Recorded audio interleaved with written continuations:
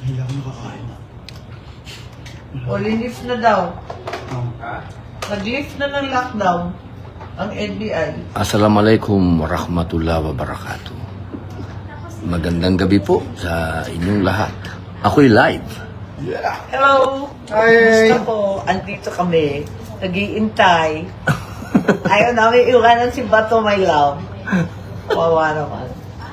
Hi everyone! Kain po tayo. Ang aming bagong... Hindi. Di ba ikaw ang majority floor leader? Tinuturo ko nga siya eh. Ganun. Acting. Oo. Kaya, Boss, Idol Robin. Opo. linis na po ang lockdown. Hindi na hostage ang Senado. Sino namang hostage sa Senate? Ba't nila-lockdown yung Senate? Ba't tayo kinukulong? Robby, sanay ka na doon. Kung pangungulungan lang medyo may experience tayo dyan. The NBI inspects every vehicle leaving the Senate premises, going in, going out. Lahat ng klaseng inhustisya naranasan ni Robin. Oo. Awa ng Diyos Bakit ko, ganun? mag-anak ko rin. Bakit ganun? Bakit? Awa ng Diyos ko, mag-anak ko rin. Ganun ha? Ramos! Ah. Ungas na. Ay, patay na pala. Sorry. Naka-lockdown pala tayo? Oo, ngayon lang linis. Oo. Oo, nila-lockdown. Lahat ng tao hindi makalabas, hindi rin makapasok. Sila nag-decide. Tapos, ginulpi nila yung OSAA kasi pilit nila pinapasok ang Senator's Lounge. Kung saan bawal lahat ng tao pumunta kung hindi ka senador. Hugbog. Binugbog? Binugbog yung security ng Senate. No, Kasi hinaharang ng tao. Kasabi ni Kwan ni Joel sa clinic. Wawa naman. Wawa. Tama ba yun? Bawal yata yun Hindi naman yata nila dapat ginagawa yun. We moved for the... We cited them in contempt kanina. Dapat... Bakit? Maintindihan? Bakit ganun kalakas ang loob nitong mga... Yeah. Unbelievable. We're still ruled by laws. Di ba bureau lang yun? Oo. Kanyari. Tapos mismo yung DOJ, sinasabi na wala namang warrant of arrest na natanggap para kay Bato. Ano yung binabandera nila? Di ba sa pina lang? Hindi naman sila pwedeng mag-issue ng warrant eh. Kailangan pumunta sila sa korte. At sila mamadali pat eh. Mabigat yun Mabigat yun siyempre po, wag daw natin iwan si Bato, sabi ng mga tao. Walang iwanan. Matutulog na kami rito. Uy! Ano? Ako din, dito na ako matutulog. Bato, pagka ma-high blood, nakaka-high blood na yung Ang ginagawa dapat nila. pinaka-relax. Boss, katabi ko po ang aming matatawag nating bayani ngayong oras na ito. Si Senator Bato. Maraming salamat. Please include us in your prayers. Wag daw po kayong iwan. Sabi ng mga tao, wag daw namin kayong iwan. Salamat. Mga mahal kong kababayan, ito pong nagaganap ngayon dito sa Senado. Medyo ito po ay extraordinary. Dahil nung ako po ay nangyari na po ito nung panahon ni Senator Trillanes. Meron din pong warrant na lumabas sa kanya at ako din po nandyan sa baba. At gustong-gusto ko pong tinatawag na citizen's arrest. Pero hindi po ako nakapasok nung panahon na yun. Mahigpit. Opo. Pero ngayon, nakapagtataka, nandito na po sa loob ng Senado ang NBI. At bukod po nandito sa loob ay nang bugbog pa ng tinatawag namin, matatawag natin parang pulis natin dito sa loob yun, di Pulis ba? ng Senado, oo. Pulis ng Senado. Pulis ng Senado. Oo. Medyo kagulat-gulat po yun. Sapagkat, siyempre po, pagdating po dito sa Senado, dapat ang nasusunod ay yung pulis po dito. Kumbaga, para po dyan lang yan sa pumunta ka sa UP, di ba? Sa UP may pulis din. O, yun ang nasusunod sa UP. Yung pulis doon, sa Congress, ang nasusunod, yung sergeant at arms doon at yung mga tauhan din niya. Pero dito po, sa Senado ngayon, medyo malungkot po yung balita na yon dahil parang yung amin pong independence. Parang yung aming independence ngayon ang parang wala na. Parang nawalan tayo ng kapangyarihan, pare ko doon Di ba parang ganun yun? Oh, naka-lockdown nga. Hindi nga tayo pinapalabas eh. Kaya nga po mayroong Tinulungan batas, nga tayo, eh. meron po sa revised penal code, yung Article 145. Hindi po pwede na harangin ang sino man, kongreso man, sa senado man, na hindi niya magawa yung kanyang tinatawag na constitutional duty to serve as elected official. And it's a crime. Kaya po talagang yun nga po yung balak gawin ng Senado as an institution to file charges against these individuals. Kasi hindi po talaga nangyayari yun. Kaya nakakagulat po na ngayon lang nangyari itong imagine ho, nandito na mismo sa premises ng Senado. Hindi papayagan o ibablock na maka-attend, makapag-participate ang isang elected official dito sa Senado sa katauhan ni Senator Bato. Yun po, malinaw na po yan. Galing na po yan sa masasabi nating veterano dito. Ako din po, nagtataka talaga dahil ng panahon po ni Senator Trillanes, hindi ako nakaporma dyan sa babae.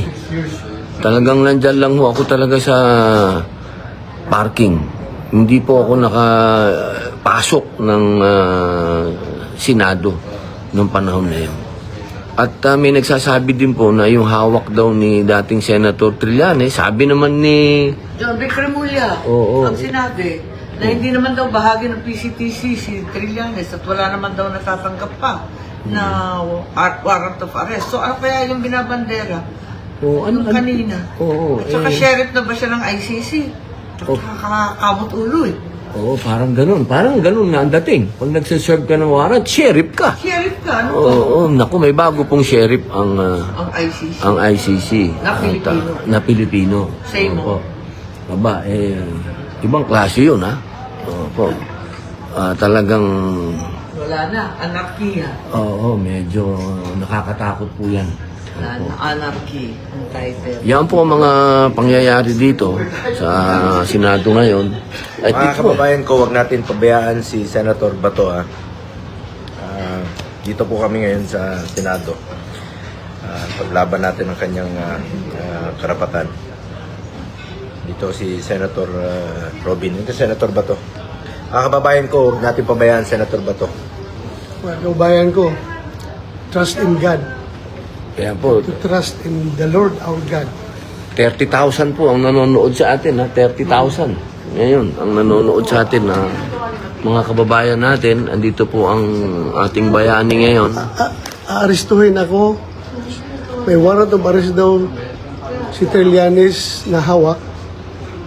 Hindi naman siya ICC, hindi siya PCTC, pero siya may hawak. Pero ayaw niya ipakita sa tao dahil somewhat spurious yung kanyang warrant of arrest.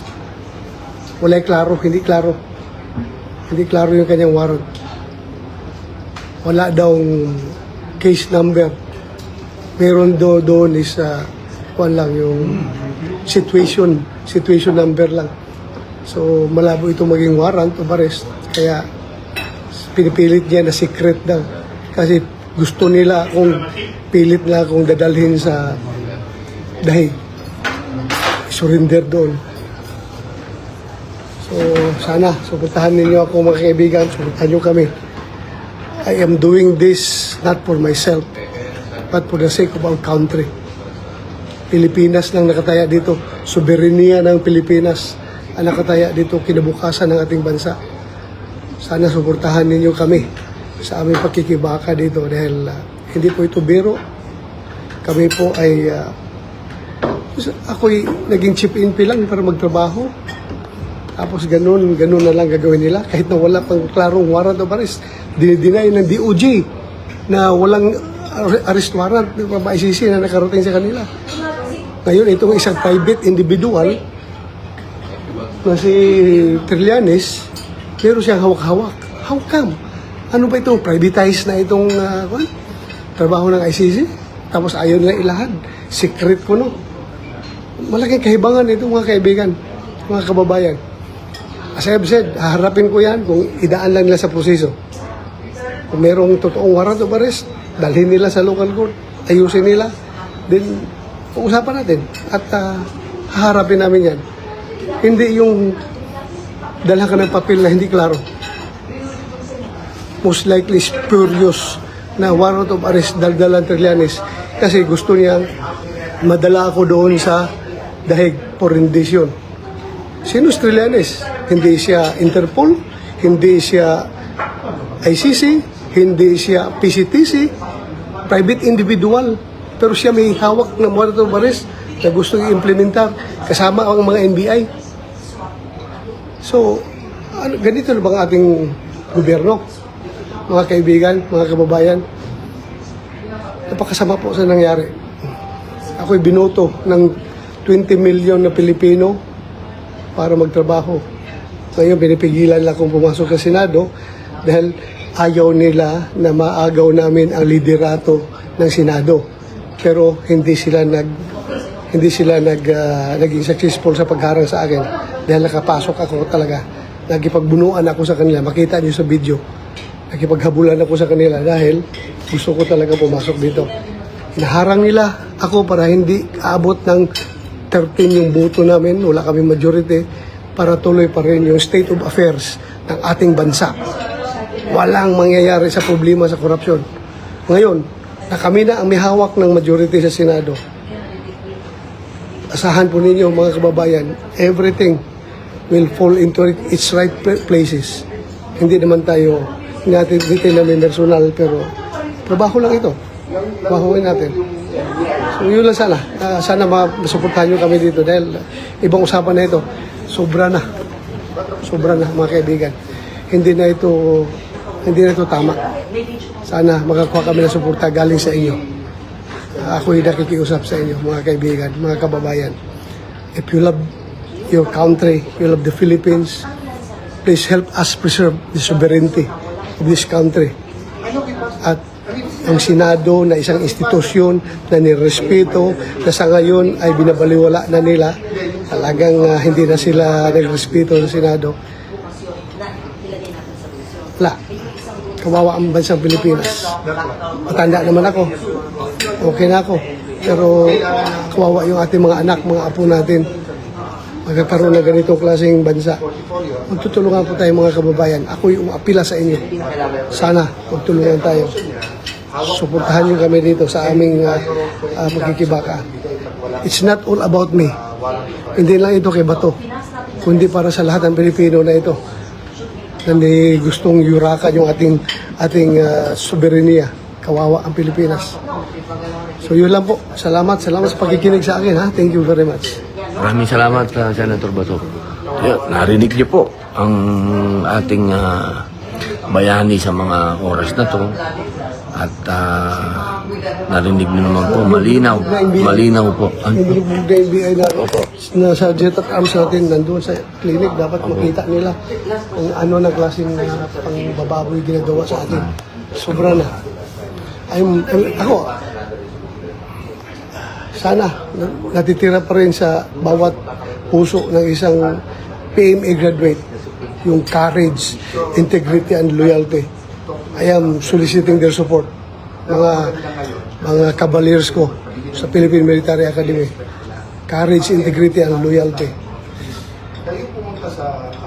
It's no longer personal to me. It's an attack to the institution, the Senate, at yung ating soberenya as a nation. So sana tayo, mga cavaliers, mga bugo-bugo, magising na tayo. Sana yung when bells for us arang. And our last stops is let Generation C our country free. So, marami tayong mga upper class, mga ninuno sa PMA na binuwis ang buhay para dyan. Sana, we will live up to the standards. Thank you. Salamat.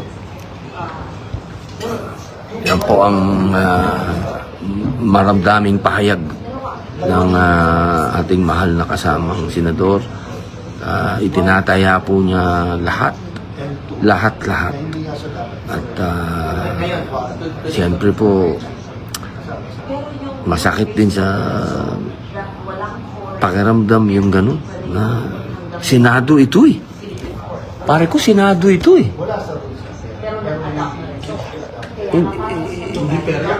Hindi ko talaga maatim eh na ito ay kasama sa tatlong haligi ng gobyerno. Hindi ko ma-imagine na gawin nila sa Supreme Court to, pare. Na pasukin nila ng ganito. Parang napaka-imposible na nangyayari ngayon to. Pakikurot nga ako. Ano ba ito? Ano ba? Naginip ba ako?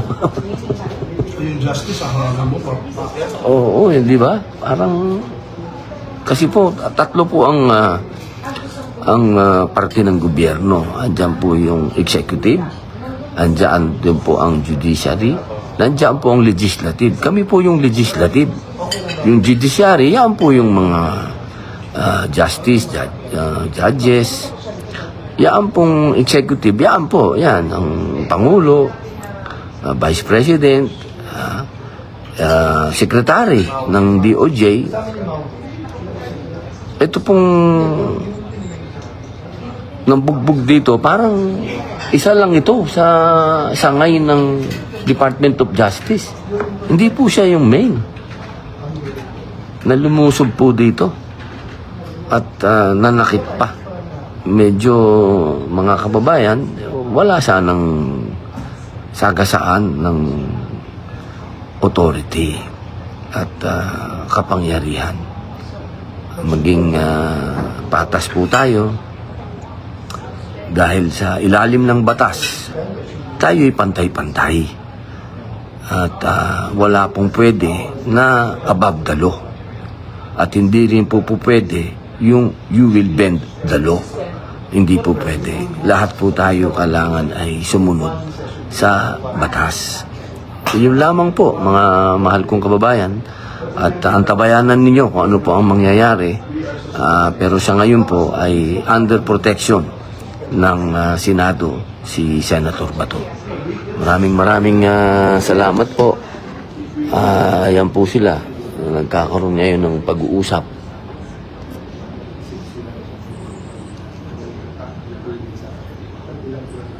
Ayan po.